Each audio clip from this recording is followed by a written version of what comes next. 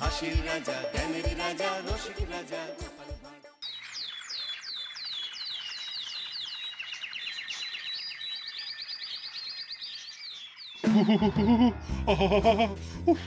এখনো জ্বলছে।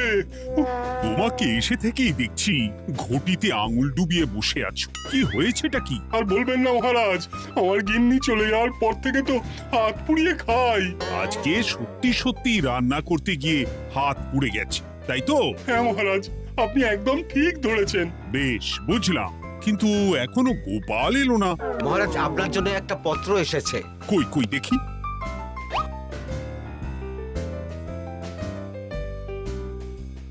ঠিক আছে, তুমি এখন এসো। কিসের পত্র মহারাজ? দাঁড়াও, আগে গোপাল আসুক, তারপর বলছি। এই তো চলে এসেছি মহারাজ। দেখুন, আজকেও দেরি। আপনি কিছু গোপালকে বলেন না বলে লাই পেয়ে পেয়ে গোপাল আপনার মাথার উপরে উঠে গেছে। আমার নাম কি চুল নাকি যে মাথার উপরে উঠবো? আপনিও পারেন বটে। আমার নিজেরটাকেই চুল নেই। বাদ দাও, শোনো, আমি একটা নিমন্ত্রণ পত্র পেয়েছি। পাহাড়পুর রাজ্যের জমিদার বল্লভ নারায়ণ আমাকে নিমন্ত্রণ করেছেন। এ তো বেশ সুসংবাদ মহারাজ। পাহাড়পুর অপূর্ব সুন্দর রাজ্য, আপনি ঘুরে আসুন মহারাজ। না না না না না, আমি একা যাব না, তোমাকেও যে যেতে হবে। আজ বিকেলেই বেরোবো, তুমি জামা কাপড় গুছিয়ে রেখো। এ আমার পরম সৌভাগ্য মহারাজ। এ কি মহারাজ, গোপাল কেন যাবে? আমি কি দোষ করেছি? আমাকেও নিয়ে চলুন। না না না, তুমি রাজ্যের মন্ত্রী, আমি বেশ কিছুদিন থাকবো না, তাই রাজ্যটা তোমাকেই সামলাতে হবে। আচ্ছা আচ্ছা, আপনি তো রানীমাকেও নিয়ে যেতে পারতেন। আমি কোথায় কাকে নিয়ে যাব সেটা আমার একান্তই ব্যক্তিগত ব্যাপার। তুমি বেশি বোঝাতে এসো না মন্ত্রী। বেশ।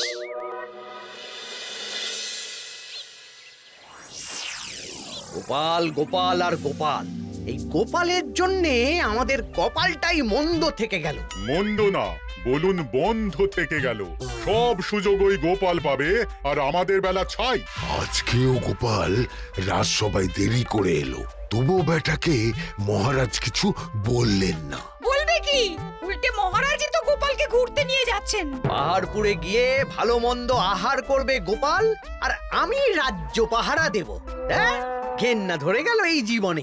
গোপাল যতদিন আছে ততদিন কিন্তু আমরা ওই ফুলে ফেপে উঠতে পারবো না। গোপালের যেন 7 খুন মাফ। আমরা তো বানের জলে ভেসে এসেছি। আপনি তো গোপালকে তাড়ানোর অনেক চেষ্টা করেছেন, কিন্তু কিছুতেই কিছু হয়নি। হবে কি করে? গোপালের একে ওই ক্ষুরোধার বুদ্ধি, তারপর মহারাজের উপর অগাধ বিশ্বাস, দুটো মিলেমিশে এক হয়ে গেছে। মাঝে মাঝে তো মনে হয় বেটাকে মেরেই ফেলি। আমার দু চক্ষের বিষ।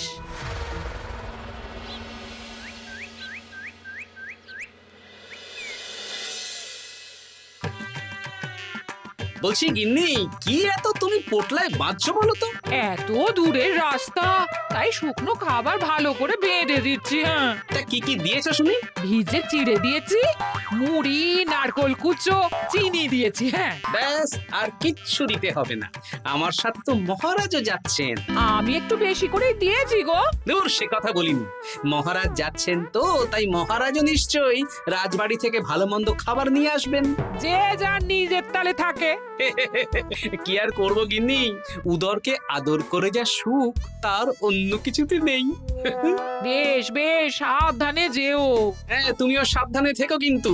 আর নাতনি নাতনিগুলো এলে তাদের জানিয়ে দিও যে দাদু বেশ কিছুদিন থাকবে না। ঠিক আছে গো, ঠিক আছে। সাবধানে যাবেন মহারাজ।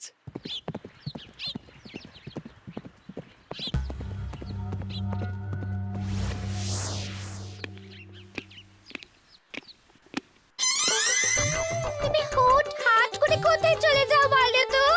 আমি বিকেলে তোমার জন্য মুচমুচে বেগুনি ভেজেছি। সে ঠিক আছে, কিন্তু তোমাকে এখন রান্নাঘরে থাকলে হবে না গিন্নি। ও মা, রাতের খাবার কে করবে শুনি? আমি তো এখন একটু একটু রান্না শিখে গেছি। এখন তোমাকে অন্য কাজ করতে হবে। কি কাজ? শোনো, বুঝতে পেরেছো তো? একদম জলের মতো পরিষ্কার বুঝে গেছি। তাহলে আর দেরি না করে যাও।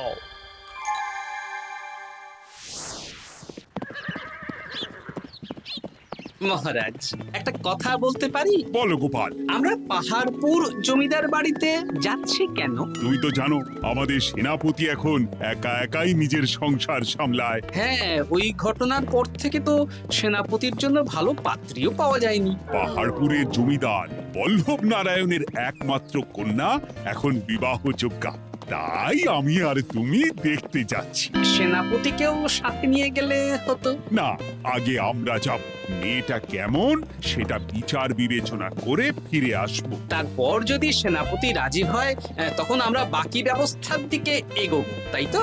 একদম তাই। আর তোমার যে ভালো মানুষ চেনার ক্ষমতা আমার জানা আর কেউ নেই, সেই জন্যই তো তোমাকে নিয়ে এলাম। এ আমার পরম সৌভাগ্য মহারাজ।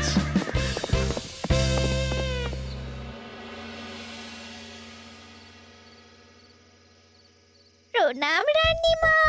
আরে মন্ত্রী গিন্নি যে, বলো বলো। এই কিছু বেগুনি ভেজেছি, তাই আপনার জন্য নিয়ে এলাম রানীমা। সরলা, তুমি ওটা রান্নাঘরে নিয়ে যাও। আচ্ছা রানীমা। ওমা, এই গয়নাটা পরে কি সুন্দর লাগছে আপনাকে। নতুন নিলেন? না না, বছরখানেক আগে বিবাহ বার্ষিকীতে মহারাজ গড়িয়ে দিয়েছিলেন। একটা কথা বলবো রানীমা? বলো না, কি বলবে? আমার মনে হয় আপনাকে আমাদের মহারাজ না আর আগের মতন ভালোবাসেন না। এই কি কথা বলছো তুমি? খোলা চোখে যা মনে হয় তাই বলেছে রানীমা।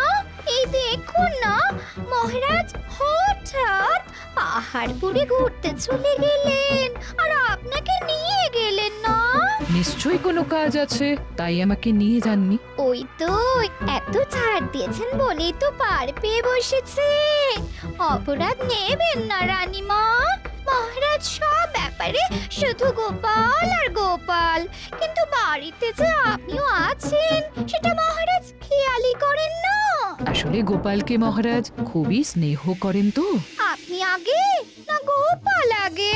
পাহাড়পুর তো এত সুন্দর জায়গা, চারিদিকে পাহাড়, পাহাড় থেকে নেমে আসছে নদী।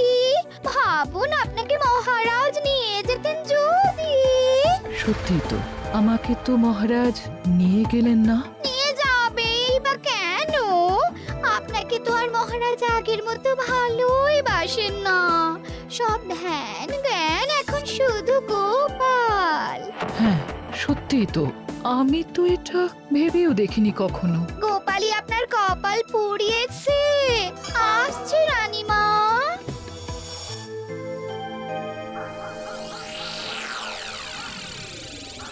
কি গো গিন্নি, আমি যেমন যেমন বলেছি তুমি তেমন তেমন রানীমাকে বুঝিয়েছো তো? হ্যাঁ হ্যাঁ, আমি একেবারে এমন ভাবে কানে পুষ্পমন্ত ঢেলেছি, রানীমার কান মাথা সব সব ভরে গেছে। এবার শুধু মাঝে মাঝে ইন্ধন জুগিয়ে যেতে হবে, বুঝলে? তারপরে তোমার পথের কাঁটা ফাঁকা হয়ে যাবে। আর একবার গোপাল সরে গেলেই আর কোনো চিন্তা নেই। দু হাত ভরে রোজগার করবে গো।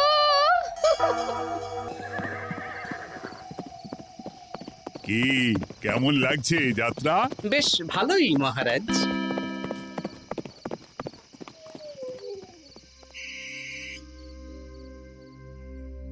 রানীমা, খাবার কি আমি এই ঘরে নিয়ে আসবো?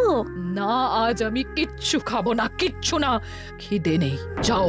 এ কি রানীমা, আপনি তো সেই দুপুরের পর কিছুই খাননি। তোমাকে একবার কিছু বললে তুমি বুঝতে পারো না? বলেছি তো আমার খিদে নেই, আমাকে বিরক্ত করো না, যাও।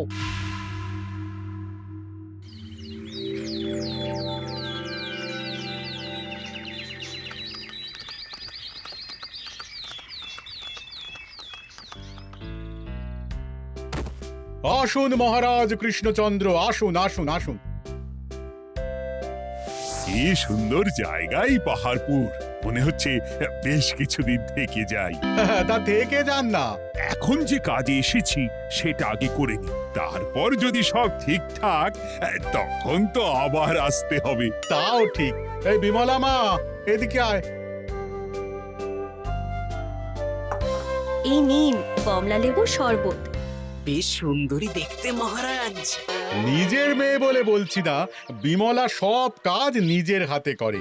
বাড়িতে পাঁচটা দাসী আছে, তাদের কাজই করতে দেয় না। বাহ বাহ বাহ, ভালোই তো। আপনার মেয়েকে তো বেশ লক্ষ্মীমন্ত দেখতে। ও অনেক ছোটবেলায় মাকে হারিয়েছে, কিন্তু নিজের ইচ্ছে পড়াশুনো রান্না বান্না সব শিখেছে। যেমন হাতের রান্না তেমনই মাথায় বুদ্ধি। রান্না তো খেলেই বুঝতে পারবো। হ্যাঁ, আজ দুপুরে সব রান্না তো নিজের হাতেই করছে। আমি ওকে কিছু প্রশ্ন করতে চাই। দাঁড়িয়ে আছো কেন মা? বসো। মহারাজ, আপনার অনুমতি নিয়ে আমি বিমলাকে কিছু প্রশ্ন করতে চাই। করো না। আচ্ছা বিমলা, তোমার বয়স কত? আসছে শ্রাবণে আমি 19 বছরে পড়ব। আচ্ছা, শ্রাবণ মাসে জন্ম, বর্ষাকালে। বেশ বেশ। আচ্ছা বলো তো, মেঘের ডাকে জল ছেড়ে ডাঙায় উঠে পড়ে, মানুষ তাকে হাতে পেলে নিয়ে যায় ঘরে, এটা কি? কই মাছ। বাহ বাহ, এবার বলো তো, এমন কোন জিনিস যেটা একান্তই তোমার কিন্তু অন্যেরা বেশি ব্যবহার করে? আমার নাম। বাহ বাহ বাহ বাহ বাহ, খুব সুন্দর খুব সুন্দর। আপনার মেয়ের মাথায় বুদ্ধি আছে। আচ্ছা আচ্ছা, আরেকটা প্রশ্ন করব। বলো তো, একটা অঙ্ক পরীক্ষায় তোমার বাবা 100-তে 90 পেয়েছে, তুমি 100-তে 100 পেয়েছো, আর আমি 100-তে 95 পেয়েছি। তাহলে কে বেশি বুদ্ধিমান? আপনি বেশি বুদ্ধিমান। এমা, এটা তুই কি বললি রে? তুই তো 100-তে 100 পেয়েছিস, তাহলে তুই বেশি বুদ্ধিমান হবি না? না না, আমি হলে তো বুদ্ধিমতী হব। দারুণ দারুণ। জমিদার মশাই, আপনার মেয়ে সত্যি বুদ্ধিমান, না মানে বুদ্ধিমতী। এবার দুপুরের ভুরি ভোজটা খেলেই বুঝতে পারবো হাতের জাদু।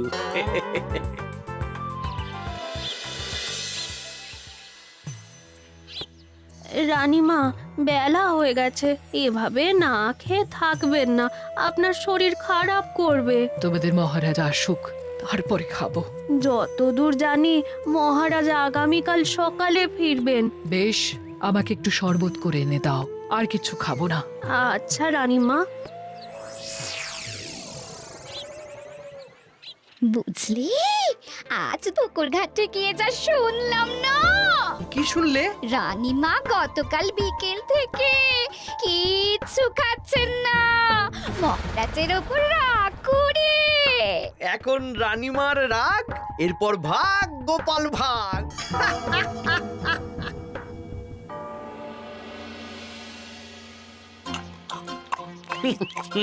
সত্যি বিমলা, তোমার হাতের রান্নার কোনো তুলনা নেই মা।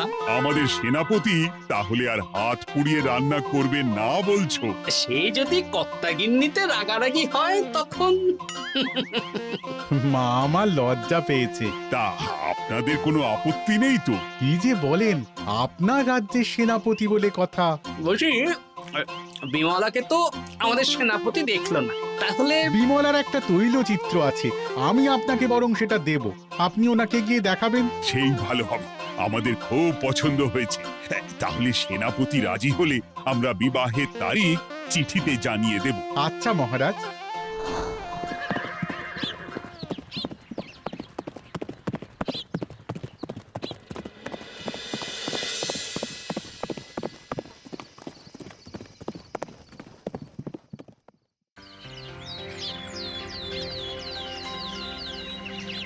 মহারাজ, আমি তাহলে আসি।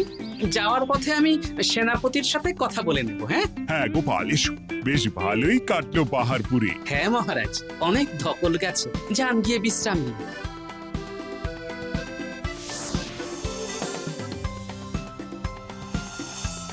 কি সেনাপতি, পছন্দ তো? হ্যাঁ, খুব পছন্দ হয়েছে গোপাল। তোমার চোখ তো দেখছি একেবারে জহুরের চোখ।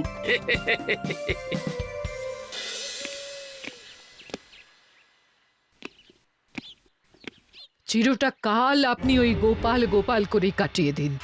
কি হলো? রানীমা গত পরশু থেকে কিচ্ছু খাননি, গতকাল একটু শরবত খেয়েছেন শুধু। কেন, কি হয়েছে? দেখুন মহারাজ, সহ্যের একটা সীমা আছে। আরে, আমার তো কিছুই মাথায় ঢুকছে না। মাথায় শুধু গোপাল থাকলে আমার কথা ঢুকবে কি করে মহারাজ? আপনি আমাকে আর আগের মতো ভালোবাসেন না মহারাজ। এসব কি বলছো রানী? ঠিকই বলছি। আপনি খেয়ালই করেননি যে আমি গলায় আপনার পছন্দের পান্নার হার পরেছি মহারাজ। আরে আমাকে বলার সুযোগ দেবে তো। দেখুন, আপনি পাহাড়পুরে ঘুরতে গেলেন, গোপালকে নিয়ে গেলেন। আমারও মনে হয় কোথাও ঘুরতে যাই মহারাজ। আরে গোপালকে নিয়ে যাওয়ার প্রয়োজন ছিল, তাই নিয়ে গেছি। গোপাল তো আপনার প্রিয়জন, তাই ওকেই আপনার প্রয়োজন। আমি তো কেউ না। দেখো, গোপাল আমার সব বিপদে আপদে পাশে থাকে, তাই ওকে ভরসা করি। সেটা তো তুমি খুব ভালো করে জানো। আজকের পরে হয় গোপাল থাকবে, না হলে আমি থাকবো। না না না, এ হতে পারে না। গোপালকে আমি সরাতে পারবো না, আর কাউকে সরানোর জন্য কোনো কারণ তো চাই। আর কারণ যদি আমি দিয়ে দিই? কি কারণ? আপনি গোপালকে বলবেন আমার সাথে আপনার ঝগড়া হয়েছে। বেশ, তাতে কি? আপনি গোপালকে বলবেন ও যেন আমাকে বলে আপনার কাছে ক্ষমা চাওয়ার জন্য, আর আমি ক্ষমা চাইবো না। ব্যাস, আপনি এই সামান্য কাজটা গোপালকে করতে না পারার জন্য ওকে তাড়িয়ে দেবেন। ওকে মাত্র 7 দিন সময় দেবেন। ব্যাস। ঠিক আছে, আমি এক্ষুনি গোপালকে ডেকে পাঠাচ্ছি। দেখো গোপাল, এখন যদি রানী আমার কাছে ক্ষমা না চায়, তাহলে কিন্তু আমি বাধ্য হব তোমাকে রাজসভা থেকে তাড়িয়ে দিতে। আচ্ছা মহারাজ, বুঝেছি। রানীমা আপনার কাছে ক্ষমা চাইবেন, কিন্তু তার জন্যে আপনাকে আমার কথা মতো কিছু কাজ করতে হবে মহারাজ। কি কাজ বলো?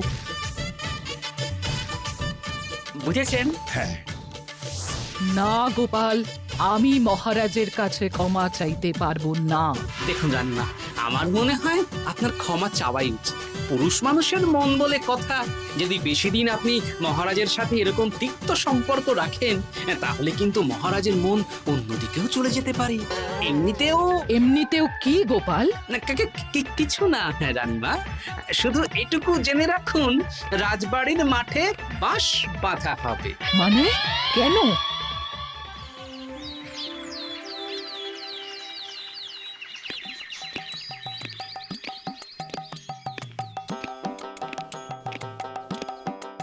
আসতে পারি মহারাজ?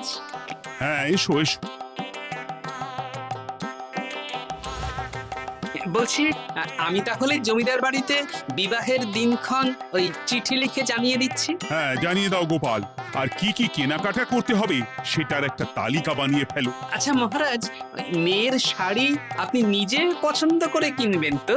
হ্যাঁ, ওই শাড়িওয়ালাকে আজকে দুপুরেই আসতে বলো। আচ্ছা মহারাজ। বিয়ের শাড়ি, কেনাকাটা, এসব কি মহারাজ? সেসব বলা যাবে না রানী, সময় হলে জানতেই পারবে। তবে বিমলাকে অপরূপ সুন্দরী দেখতে, এটুকু বলতে পারি। দেখুন তো মহারাজ, ওই টোপরটা ঠিক আছে কিনা? একদম ঠিক আছে, খুব সুন্দর। শাড়িওয়ালা এক্ষুনি আসছে। আসছি মহারাজ। এসো এসো। তার জন্য শাড়ি লাগবে মহারাজ? রানীমার জন্য? না না, বিমলার জন্যে। বিমলাকে? এক অপরূপা তরুণী, বুদ্ধিমতীও আছে, ধীর স্থির, ঝগড়া করে না। বেশ, অনেক হয়েছে মহারাজ। দোহাই আপনার, আপনি দ্বিতীয় বিয়ে করবেন না। আমি ক্ষমা চাইছি। কি বলছো রানী? আমি বুঝতে পেরেছি, আমি আপনাকে গোপালের নামে 2-4 কথা শুনিয়েছি বলে আপনি বিয়ে করতে চলেছেন। আমি আর রাগারাগি করব না, আমাকে ক্ষমা করুন। ব্যাস, রানীমা ক্ষমা চেয়ে নিয়েছেন, মানে আমার চাকরিটা থাকছে। হ্যাঁ গোপাল, হ্যাঁ, দোহাই তোমার, মহারাজকে বিপথে চালিত করো না। আরে দূর, আমি বিয়ে করছি নাকি? বিয়ে তো হবে সেনাপতির। ওর জন্যই তো পাত্রী দেখতে পাহাড়পুরে গেছিলাম, গোপাল আর আমি। তার মানে মন্ত্রীর বউ আমাকে ভুল বোঝালো? আবার মন্ত্রীর কোনো ষড়যন্ত্র হবে, ওকে না নিয়ে গিয়ে গোপালকে নিয়ে গেলাম বলে। সেনাপতির বিয়ের আগেই আপনি মন্ত্রী মশাইকে ধোলাইটা দিয়ে দিন। ঠিক বলেছ রানী, তুমি বরং শাড়ি পছন্দ করো, আর আমি চললাম মন্ত্রীকে ধোলাই দিতে।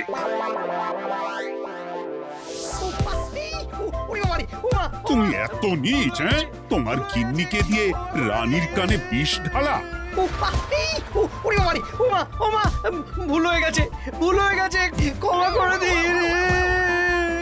এখন মন্ত্রীমশাই ভ্যাঁ করছেন, কদিন পরে সেনাপতির বিয়েতে প্যাঁ হবে ছাদনা তলায়।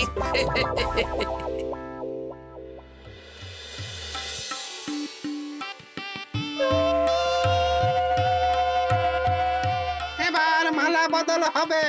এবার বুঝবে মালার কি জ্বালা। কি বললে? হ্যাঁ?